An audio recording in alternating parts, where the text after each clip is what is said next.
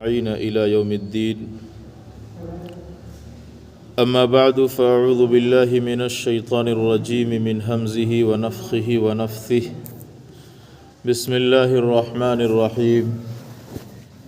للرجال نصيب مما ترك الوالدان والأقربون وللنساء نصيب مما ترك الوالدان والأقربون مما قل منه أو كثر نصيبا مفروضا.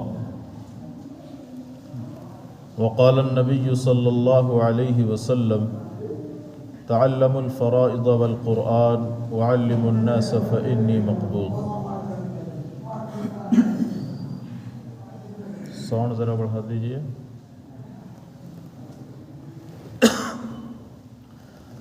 میرے محترم بزرگوں، دوستوں، عزیز ساتھیوں،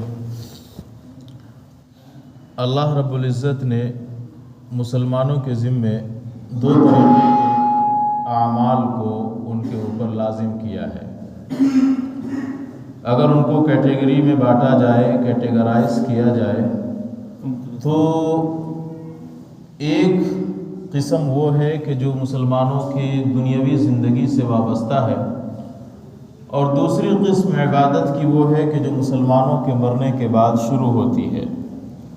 جو عبادت مسلمانوں کی زندگی سے وابستہ ہے، کہ جن کو مسلمانوں کو اس دنیا میں رہتے ہوئے کرنا ہے، وہ ساری عبادتیں ایسی ہیں کہ جن سے ہم اور آپ سبھی واقف ہیں. نماز ہے، روزہ ہے، حج ہے، زکوٰۃ ہے، اچھے اخلاق کا اپنانا ہے، لوگوں کے ساتھ حسن سلوک کرنا ہے، قطع رحمی سے بچنا ہے. یعنی ہر وہ اچھے کام جو ہم اور آپ کرتے ہیں یا دوسروں کو کرتے ہوئے دیکھتے ہیں، یہ وہ عبادات ہیں کہ جن کا تعلق ہماری اپنی زندگی سے ہے. اس کے بالمقابل ایک دوسری عبادت ہے جو انتہائی اہم عبادت ہے. وہ عبادت ہے فرائض کی. نام سے آپ کو ایسا معلوم ہوگا کہ فرائض یہ کوئی فرض ہوگا. فرائض کہتے ہیں علم وراثت کو. یعنی انسان جب دنیا سے چلا جاتا ہے تو اس کا جو مال ہوتا ہے اس میں تقسیم کرنا، حصے داری، سب ہر ایک کو حصے دار بنانا، اور اسے برابر جس طریقے سے شریعت نے بتلایا ہے اس طریقے سے اس کو بٹورا کر کے تقسیم کر کے اس کے حصے داروں تک پہنچانا، یہ علم فرائض کہلاتا ہے. یہ علم ایسا علم ہے کہ جس کے بارے میں رسول اللہ صلی اللہ علیہ وسلم نے نہایت ہی تاکید فرمائی ہے. آپ صلی اللہ علیہ وسلم نے فرمایا تھا کہ تعلموا الفرائض والقرآن، کہ قرآن کریم کے ساتھ ساتھ علم فرائض بھی سیکھ لینا. کیوں؟ کیونکہ وعلموا الناس فإنی مقبوض، اور صرف تم سیکھنا نہیں، دوسروں کو بھی سکھلانا. وجہ کیا ہے؟ کیونکہ میں بہت جلد دنیا سے اٹھایا جانے والا ہوں. اور آپ صلی اللہ علیہ وسلم نے فرمایا تھا کہ علموں میں سب سے پہلا علم کہ جسے دنیا سے پٹ اپ کر لیا جائے گا، اٹھا لیا جائے گا، وہ یہی فرائض کا علم ہوگا، وہ یہی میراث کا علم ہوگا. چند ناموں سے ہم اس علم کو جانتے ہیں: علم میراث کے نام سے، ترکے کے علم کے نام سے، وراثت کے علم کے نام سے. یہ علم انتہائی پیچیدہ ہے.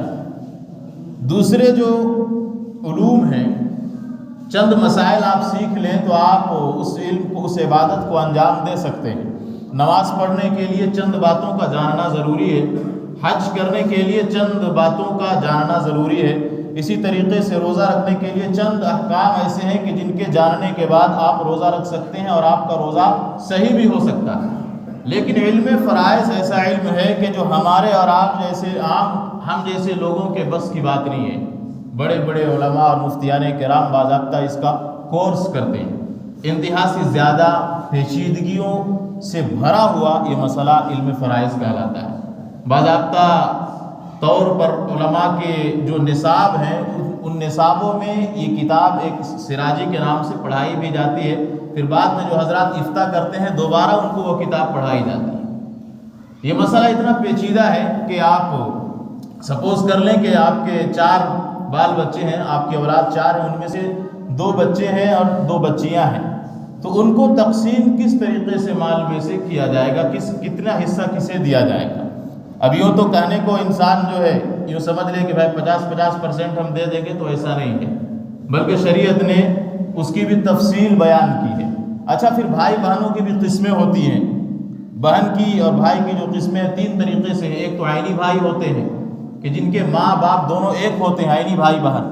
ایک ہوتے ہیں ماں شریک بھائی جن کو اخیافی بھائی کہا جاتا ہے، اور ایک ہوتے ہیں اللاتی بھائی، باپ شریک بھائی بہن۔ تو ان میں بھی حصوں کو الگ الگ تقسیم کیا جاتا ہے۔ اسی طریقے سے کبھی ایسا ہوتا ہے کہ زید، سپوز کر لیجئے ایک نام زید کا انتقال ہوا، زید کے 5 بال بچے ہیں، ان کی اولاد 5 ہے، زید کا والد بھی موجود ہے۔ تو اب اس صورت میں والد کو حصہ ملے گا یا نہیں، زید کی والدہ کو حصہ ملے گا یا نہیں، زید کی بیوی کو حصہ ملے گا یا نہیں، زید کی بہن کو حصہ ملے گا یا نہیں، یہ اتنی پیچیدگیاں ہیں کہ اس کو ایک نشست میں سمجھنا ناممکن ہے، بلا مبالغہ میں کہوں تو ناممکن ہے۔ زمانۂ طالب علمی میں جب میں نے دارالعلوم میں اس کتاب کو پڑھا تھا تو باضابطہ میں نے والد محترم سے ڈیلی 1 گھنٹہ میں پڑھتا تھا میتھمیٹکس، کیونکہ اس کے لیے بہت سی چیزوں کا جاننا ضروری ہوا کرتا ہے۔ اس میں آپ کو شریعت کے علوم کے ساتھ ساتھ میتھمیٹکس بھی جاننا ضروری ہے، حساب کتاب بھی جاننا ضروری ہے کہ کس طریقے سے کون سا مال، کتنا حصہ کس کے قبضے میں آئے گا، کس کی حصہ داری بنے گی۔ یہ ساری وہ باتیں ہیں کہ جن سے عام طور پر آج امت مسلمہ جو ہے آگاہ، یا تو یہ کہیں کہ آگاہ نہیں ہے یا پھر بے توجہی برتتی ہے۔ آج وراثت کا تذکرہ کہیں نہیں ہوتا ہے۔ آج حصے دینے کی جب بات آتی ہے، باری آتی ہے، تو گھر کا جو متغلب شخص ہوتا ہے، خواہ وہ بڑا بھائی ہو، بڑی بہن ہو، تو وہ حکومت کرتے ہوئے گھر کے خاندان کو جو ہے ڈرا کر دھمکا کر کے مال کو تقسیم ہونے سے رکواتے رہتے ہیں۔ یہ وہ صورتحال ہے کہ جس سے ہم اور آپ اچھے طریقے سے واقف ہیں۔ اللہ کے رسول صلی اللہ علیہ وسلم کے اوپر یہ جو آیتیں نازل ہوئی ہیں ان کا شان نزول ہے، جو میں نے ابھی آیت کریمہ پڑھی۔ ایک واقعہ یہ ہوا کہ ایک صاحب کا انتقال ہوا، ایک صحابی تھے۔ اس کے بعد جب ان کا جو ترکہ تھا، ترکہ کہتے ہیں اس مال کو جو مرنے والا چھوڑ کر کے مرے، تو اس ترکے میں سے مرنے والے جو صحابی تھے ان کے بھائیوں نے سارا اپنا حصہ لے لیا، یوں کہہ لیجئے کہ قبضہ کر لیا، اور ان کے جو چھوٹے چھوٹے بچے تھے ان بچوں کو کچھ بھی حصہ نہیں دیا۔ تو جو فوت شدہ شخص تھے ان کی زوجہ محترمہ نبی کریم صلی اللہ علیہ وسلم کی خدمت میں حاضر ہوتی ہیں اور عرض کرتی ہیں، یا رسول اللہ، میرے شوہر کے پاس اتنی جائیداد تھی، اتنا مال تھا، لیکن میرے شوہر کے بھائیوں نے اس پر قبضہ جما لیا ہے، اور ہمارے بچے چھوٹے چھوٹے بھوکے بلبلا رہے ہیں، یتیم ہیں، ان کا کیا ہوگا؟ تو اس پر آپ صلی اللہ علیہ وسلم کے اوپر آیات کا نزول ہوا، بہت لمبی جو ہے، یوں کہہ لیجئے کہ 4 5 6 7 آیتیں ہیں میراث کے متعلق، بلکہ پورے قرآن میں آپ دیکھیں تو مزید آیتیں مل جائیں گی۔ اور جس صورت میں اس آیت کا نزول ہوا ہے یہ سورہ نساء ہے۔ عام طور پر آج یہ دیکھا جاتا ہے کہ وراثت کی جب بات ہوتی ہے اور تقسیم جائیداد کی جب بات ہم کرتے ہیں تو عورتوں کو اس سے جو ہے بالکل محروم ہی رکھا جاتا ہے، اور عورتوں کا تذکرہ کیا ہی نہیں جاتا ہے، اور عورتوں کو بالکل یہ سمجھا جاتا ہے کہ بھائی ہم نے ان کے اوپر بڑا احسان کیا ہے، شادی بیاہ ان کی ہم نے کرائی ہے، ہمارے بیٹوں نے کرائی ہے، لہٰذا ان کو جائیداد میں سے حصہ دینے کی ضرورت نہیں ہے۔ اور یہ سوچ ایسا ناسور ہے کہ جو ساتھ ساتھ آپ کے ایمان کو کھوکھلا کرتا جاتا ہے، اور جس کی وجہ سے ابھی میں آگے آیت پڑھوں گا کہ اللہ تعالیٰ فرماتے ہیں کہ وَلَهُ عَذَابٌ مُهِينٌ، ایسے لوگوں کو ایسا اہانت آمیز عذاب دیا جائے گا کہ جس سے وہ ذلیل ہو جائیں گے۔ تو عورت ایسی ایک مظلوم ہستی ہے، خاص طور سے وراثت کے مسئلے میں، کہ جس کا جو ہے علم تمام کے تمام ہم لوگوں کو بھی ہے، اور عورت کے ساتھ ساتھ قرآن کریم نے ایک اور مظلوم طبقہ ذکر فرمایا ہے، وہ یتیم بچوں کا ہے، کہ عام طور پر جب مال و جائیداد کی تقسیم ہوتی ہے تو ان 2 طبقات کو محروم رکھا جاتا ہے، ان کے اوپر ظلماً جبراً جو ہے ان کو حصے سے محروم کر دیا جاتا ہے، یا دایاں بایاں کر کے جو ہے مال کو دبا لیا جاتا ہے۔ اللہ کے رسول صلی اللہ علیہ وسلم فرماتے ہیں کہ یہ انتہا سے زیادہ سخت گناہ ہے۔ خود قرآن کریم کہتا ہے کہ جو اس طرح کا کام کرے گا وَمَن يَتَعَدَّ حُدُودَ اللَّهِ فَقَدْ ظَلَمَ نَفْسَهُ وَمَن يَعْصِ اللَّهَ وَرَسُولَهُ فَقَدْ ضَلَّ ضَلَالًا مُبِينًا، یا پھر اسی طریقے کی آیت ہے وَمَن يَعْصِ اللَّهَ وَرَسُولَهُ وَيَتَعَدَّ حُدُودَهُ يُدْخِلْهُ نَارًا خَالِدًا فِيهَا، کہ اسے اللہ تعالیٰ ایسی آگ میں داخل کرے گا کہ جو ہمیشہ اسے اپنے اندر لیے ہوئے رہے گی۔ تو یہ بہت بڑی وعید ہے وراثت کو انصاف کے ساتھ تقسیم نہ کرنے پر۔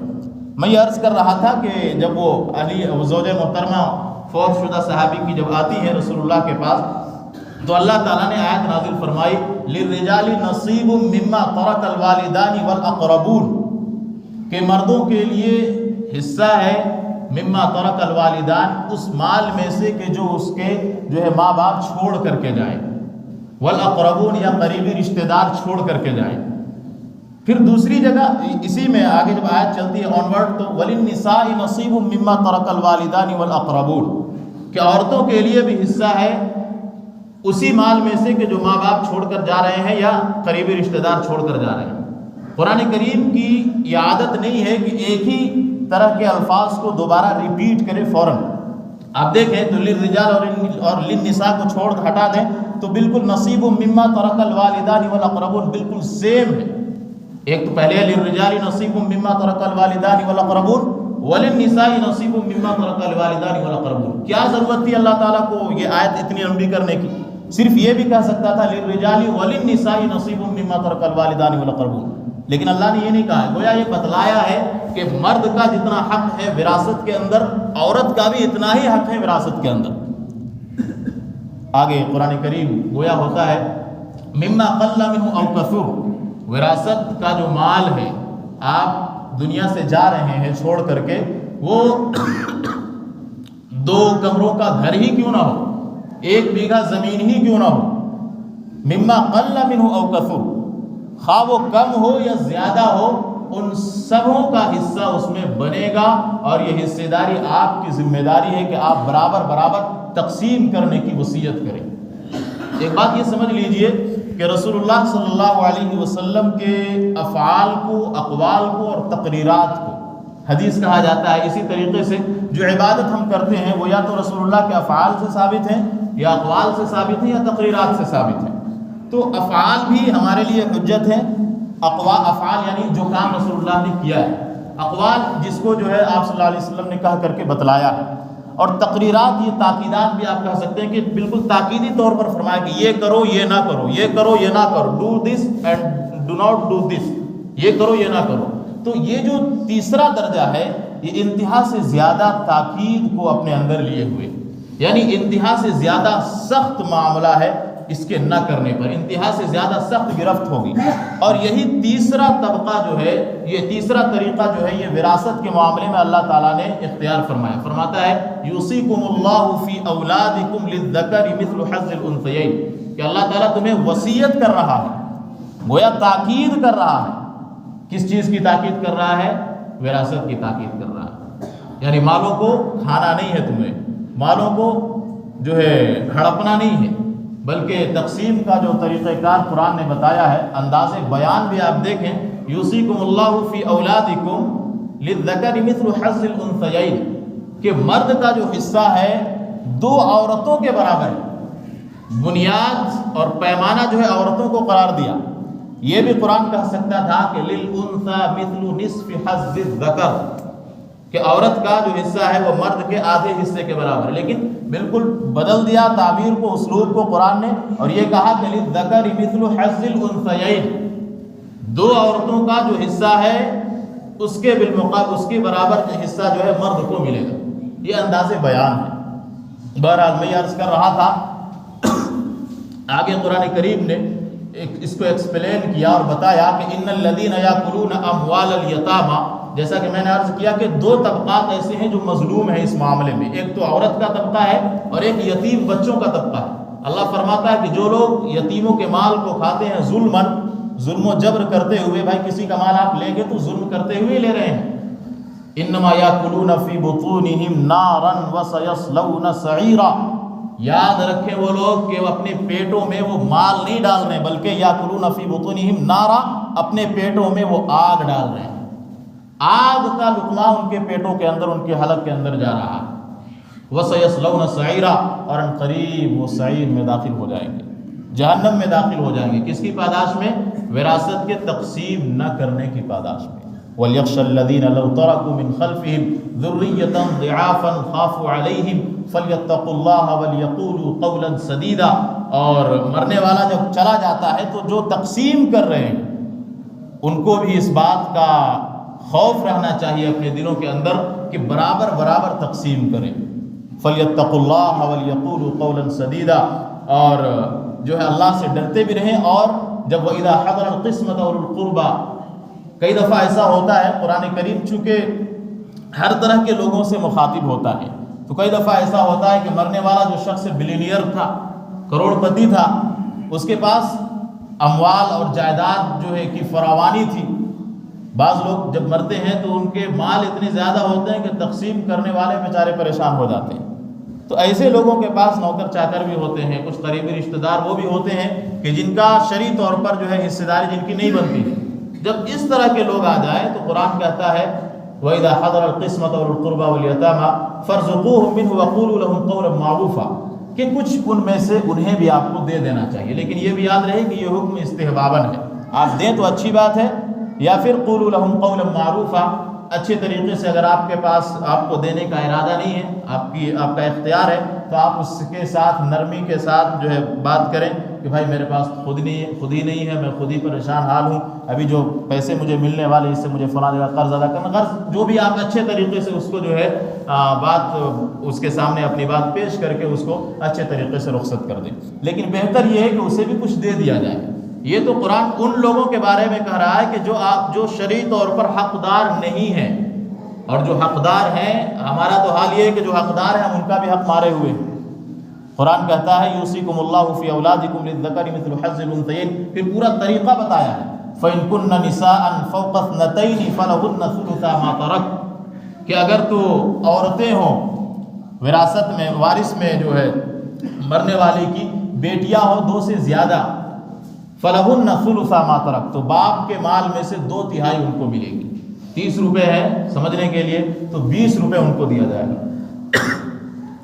فلہن ثلثا ما ترک وإن كانت واحدہ فلہا النصف، اور اگر تو ایسا ہے کہ مرنے والا مر گیا اور پیچھے جو اس کے وارثین میں سے صرف ایک بیٹی ہی ہے، بیٹا بالکل بھی نہیں ہے. یہ بھی یاد رکھیے گا، میں نے کہا کہ بڑا پیچیدہ مسئلہ ہے یہ. اگر ایک بیٹا ہو جائے گا تو مسئلہ بدل جائے گا، بیٹی 2 ہو جائے گی تو مسئلہ بدل جائے گا، ٹھیک ہے نا. تو وَإِن كَانَتْ وَاحِدَةً فَلَهَا النِّصْفُ، اگر صرف ایک بیٹی ہے تو باپ کے چھوڑے ہوئے مال میں سے نصف مال اسے دیا جائے گا. 30 روپے میں سے 15 روپے اسے دیے جائیں گے.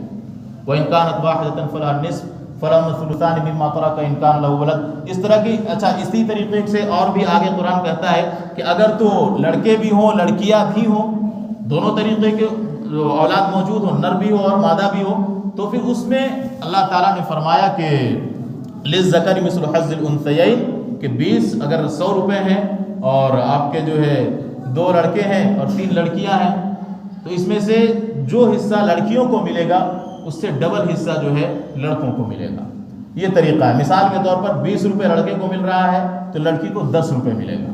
یہ لڑکیوں کو آدھا حصہ قرآن نے دیا ہے، شریعت نے دیا ہے. اچھا یہ ظلم نہیں ہے، یہ زیادتی نہیں ہے. بعض لوگ یہ سمجھتے ہیں کہ شریعت نے ظلم کیا، نعوذ باللہ ثم نعوذ باللہ، نقل کفر نباشت. اللہ تعالیٰ نے ظلم نہیں کیا، اللہ تعالیٰ کبھی کسی پر ظلم نہیں کرتا ہے. بلکہ آپ دیکھیں تو عورت کے ذمے شریعت نے خرچ کرنا رکھا ہی نہیں. عورت کے ذمے شریعت نے صرف جو ہے گھر بیٹھ کر کے آرام سے اپنے بچوں کی تربیت کرنا رکھا ہے. یہ تو جو ہے یورپین کلچرل جو لوگ ہیں، جو یورپین کلچر سے جو انسپائرڈ ہیں، جو متاثر ہیں، انہوں نے عورتوں کو گھروں سے نکال کر کے بازاروں میں جو ہے بازاروں کی زینت بنایا ہے. ادروائز اسلام تو عورتوں کو شہزادی بنا کر کے پیش کرتا ہے. تو جب شہزادی ہے، گھر میں رہنا ہے، عورت کو خرچ کرنے کی ضرورت نہیں ہے، پھر بھی 50% اگر مل رہا ہے ایز کمپیئر ٹو مین، تو پھر اس میں زیادتی والی کون سی بات ہوئی؟ لہٰذا زیادتی کی کوئی بھی بات نہیں ہے اس کے اندر. اسی طریقے سے آپ دیکھیں کہ اگر عورت کا باپ چلا جائے دنیا سے تو اس کے بھائی موجود ہیں.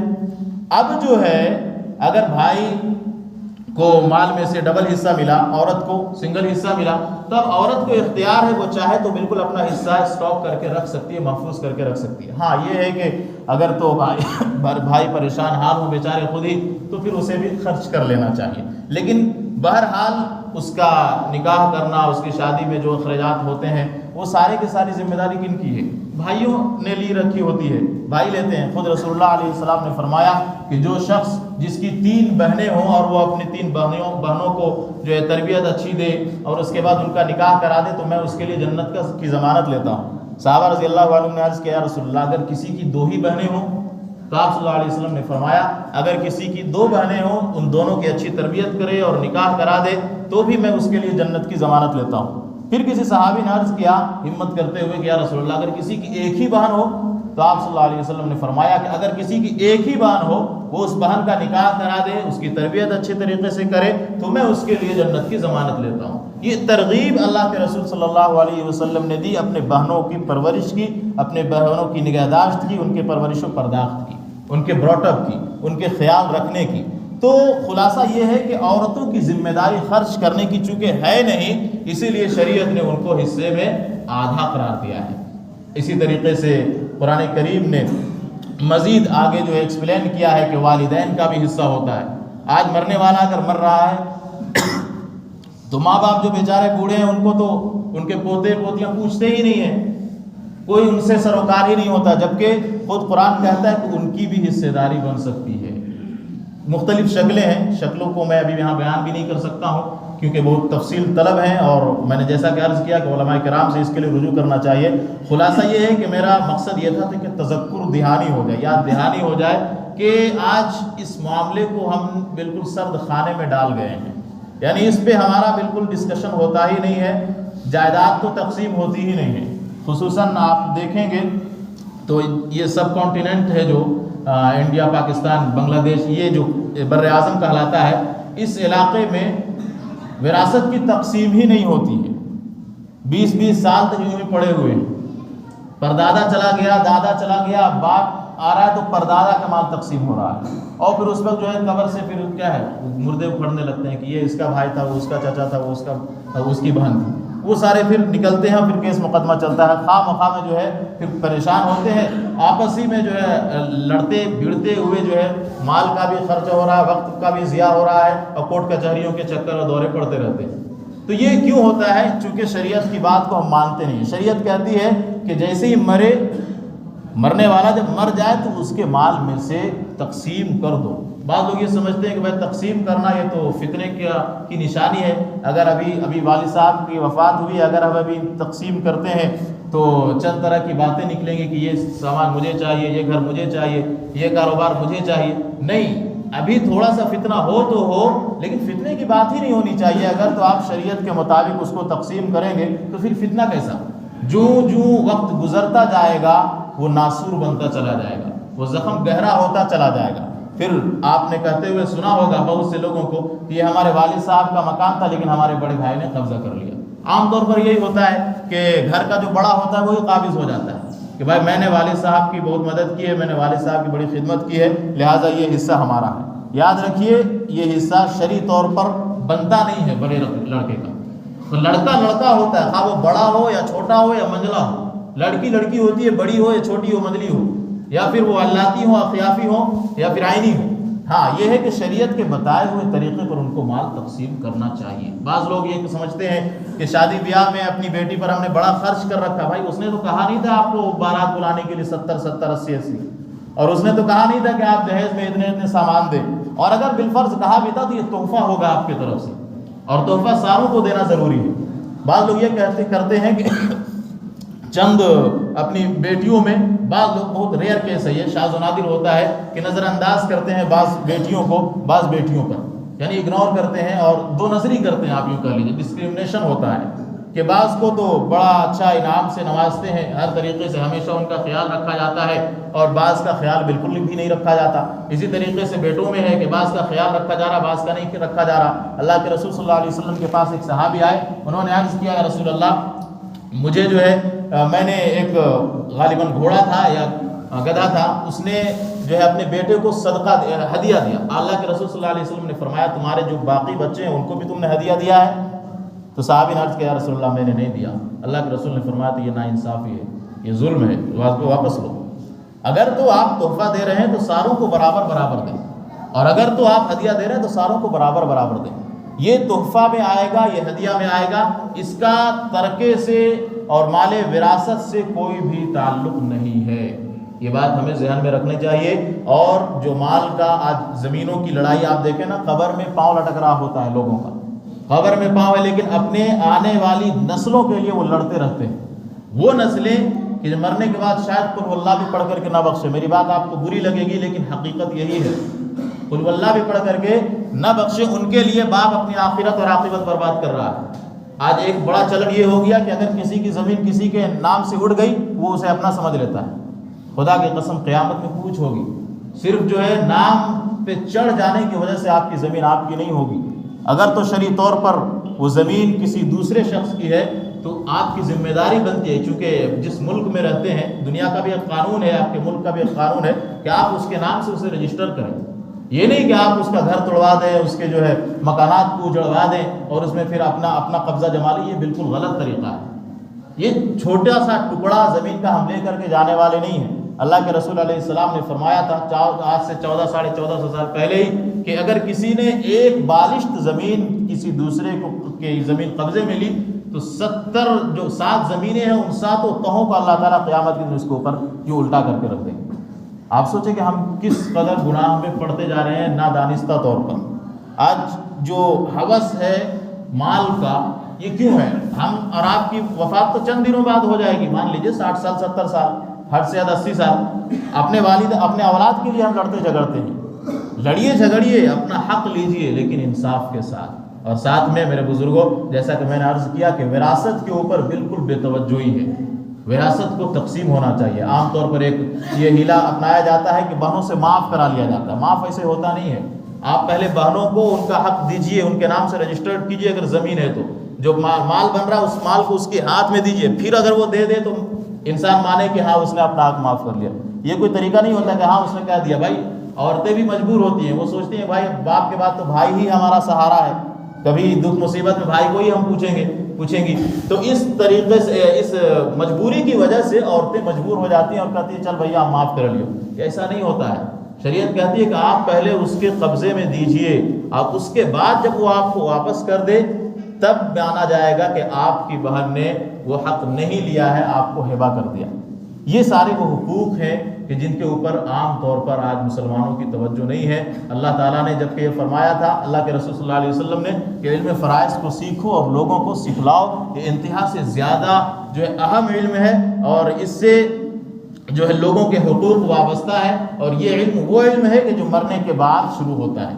ایک تو دنیاوی زندگی کا علم ہے، مرنے کے بعد جو شروع ہو رہا ہے اس علم کو سیکھو اور لوگوں کے درمیان جو انصاف والا معاملہ کرو۔ یہ اللہ کے رسول کی اور قرآن کریم کی تعلیمات ہیں۔ اللہ تعالیٰ سے دعا ہے کہ اللہ تعالیٰ ہمیں ہر ایک کے حقوق کو برابر دینے اور لینے کی توفیق عطا فرمائے۔ جو لوگ سنت نہیں پڑھے سنت سے فارغ ہو جائے۔